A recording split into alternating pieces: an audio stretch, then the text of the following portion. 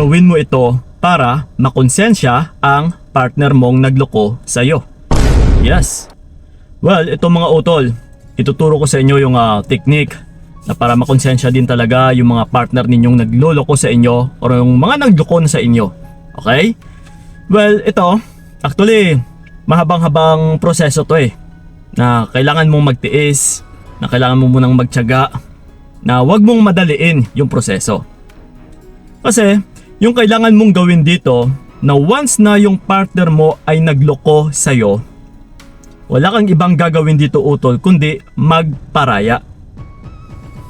Kasi, yung kailangan natin dito nga ipakita sa partner mo, are yung period na kung saan siya ay nagloko. Na kung ano yung pinaka-last na actions or traits na pinakita mo sa kanya. Yun at yun kasi yung tatatak sa kanyang isipan.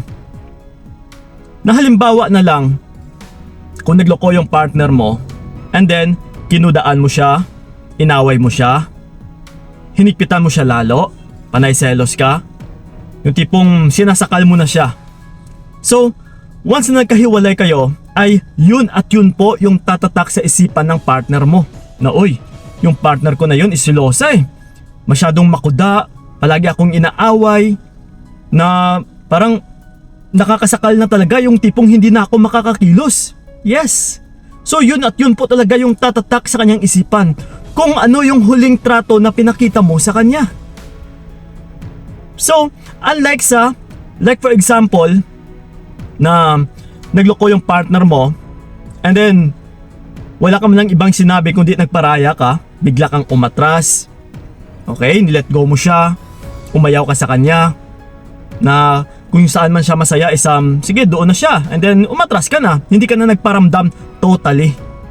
Once na ito kasi yung pinakita mo sa kanya, yung pinakahuling actions na pinakita mo sa kanya, ay dito pa siya makakaisip or makakaramdam ng konsensya na uy, yung partner ko, hindi man lang ako inaway, sobrang bait pa rin niya. Umatras siya, bigla na siyang umatras, hindi na siya nagparamdam sa akin, nagparaya na lang siya. So wala man lang akong narinig na masama na salita or masasakit na salita galing sa kanya. Hindi man lang ako inaway, hindi man lang siya nagselos. Yes, so ganun po mga utol. Pero again, uulitin ko, mahaba-habang proseso po ito. Na kung saan umatras ka is hindi po yan agad-agad na makakaramdam ng konsensya yung partner mong nagloko sa'yo. Na kung nagparaya ka is, yes po again, hindi po yan agad-agad na makakaramdam ng konsensya yung partner mo. Which is, it takes time, okay, panahon ng kailangan, na kung kailan, kung medyo mahaba-haba na yung panahon, na kung kailan hindi ka na nagpaparamdam, let's say umabot na ng 1 month, 2 months, or 3 months, yes, na hindi mo na siya kinibo, hindi ka na humabol, na yung tipong parang wala na talaga, na parang ayaw mo na. Well, actually, makakaramdam na ng padahan-dahan ng konsensya yung partner mo. Yes, na dito niya na maiisip na, uy, kamusta na kaya yung ex ko, yung partner ko? Actually, mabait yun Parang may sinayang ako na parang nanghihinayang din ako sa kanya. Kasi wala man lang akong narinig na salita galing sa kanya Nagparaya lang siya. So kasi, ito din mga utol kaya kailangan natin ng panahon or ng oras. Kasi sa mga panahon na ito, ay dito niya lang din or dito niya pa lang din kilalanin yung bago niya. So habang eventually na kinakilala niya yung bago niya, is mapapansin niya rin ito utol na papagkukumpara niya kayong dalawa. Na yung bago ko na ito is parang mas mahigpit to mas makuda. Yes, unlike dun sa babae na iniwan ko na niloko ko, is parang mapagbigay nga yun sobrang bait, and then yun na nga, kahit niloko ko siya hindi man lang ako inaway. Yes, so talagang makakaramdam ng konsensya at saka at the same time panghihinayang yung partner mo utol. So that's why sa oras ng iyong pag-atras, huwag mong madaliin yung proseso. Kasi hindi po yan agad-agad na sa oras ng pag-atras mo is makukonsensya siya kagad. Uy, Kuya Kiko, umatras na ako Mga 1 linggo pa lang is bakit Parang hindi man lang nakakaramdam ng konsensya yung partner ko. Yes, maraming nagtatanong ng ganito. So again mga utol, hindi po yan talaga agad-agad tatalab. Siyempre magpapakahappy muna siya kasi umatras ka na, pero yun na nga, sa panahon na kinikilala niya yung bago niya and then at the same time is wala ka, umatras ka, hinayaan mo siya. Kasi siyempre, pagdating sa kanya utol is distraction ka na. Okay, palagi na rin kayo mag-aaway.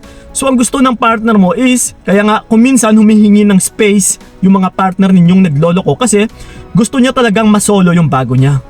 So kailangan mo itong ibigay para makilala niya kaagad-agad kung ano yung meron na behavior at saka ugali sa bago niya. So ganun na nga, lalong-lalo na kapag mararamdaman niya na ng padandahan o makikilala niya na ng padandahan yung bago niya na pangit pala yung ugali, pero sa actions mo na rin na hindi ka nagparamdam ay talagang makakakonsensya or makokonsensya yung partner mo. Oy, parang nanghihinayang lang ako dito Kasi yung partner ko or yung ex ko isang iniwan ko tapos yung bago ko ngayon is parang wala namang kwenta. Parang sinira ko lang yung buhay namin dati, yung family ko, yung relationship namin, tsaka yung future ko. Kasi yung bago ko na ito is parang sex lang pala yung habol ko katawan niya lang pala So ngayon utol, dahil wala ka na, ito na makakaramdam pa siya ng takot na baka wala na siyang mababalikan na isang kagaya mo. Yes. So pero ito ngayon, nasa sayo na ngayon yung susi. Depende na ito sayo kung tatanggapin mo pa. Pero ito mga utol, paalaala lang, na once na tinanggap nyo pa yung mga taong nagloko sa inyo, talagang mauulit pa yan. Dahil yun na nga, naranasan niya na na nagloko na siya sa'yo. Pero nung time na bumalik or siya ay bumalik sa'yo, tinanggap mo pa, tatatak at saka tatatak rin ito sa kanyang isipan na uy, nagloko ako dati. Pero nung time na bumalik ako sa partner ko, tinanggap niya din naman ako. So, pwede ko palang ulitin kasi sigurado, tatanggapin niya pa rin ako. Yes. Kung gusto mo talagang tanggapin yung taong nagloko sa'yo, pahirapan mo muna utol. Para maranasan niya rin at saka mapaisip siya na uy, ganito pala kahirap bumalik sa partner ko. Sa oras na or kapag nakagawa ako ng pagluloko sa kanya. So parang wala na akong babalikan Ang hirap talaga. Yes. So next time, let's say tinanggap mo na siya, na pinahirapan mo muna, talagang mapapaisip siya na uy, next time ayoko na uulitin. Yung pagloloko kasi sigurado baka wala na talaga akong babalikan kasi ang hirap bumalik sa partner ko or sa ex ko once na ako ay nagloloko. Yes. So ganun po yun mga utol. Psychologically. Kasi karamihan, ang buong akala nila once na nagloko yung mga partner nila is yung sila ang nagkukulang. Uy Kuya Kiko, nagloko yung partner ko, siguro nagkukulang ako. So kailangan kong ipakita sa kanya. No. Kailangan mo lang utol, wala kang ibang gagawin kundi magparaya. And then huwag mo siyang disturbuhin. Hayaan mo lang. Mas lalo pa nating pinapakita dito na walang kwenta siya klaseng lalaki. So yun lang po mga utulasan na malinaw sa inyo. Maraming salamat. Sa mga gusto pala akong makausap one-on-one, yes, PM me sa aking FB page na Payong Kaibigan ni Kiko. PM is lang. So yun lang po maraming salamat talaga. So ingat kayo. God bless and babush! Sa langit din na lang ikaw ang aking ginusto. Binigay ko lahat para wala kang masabi.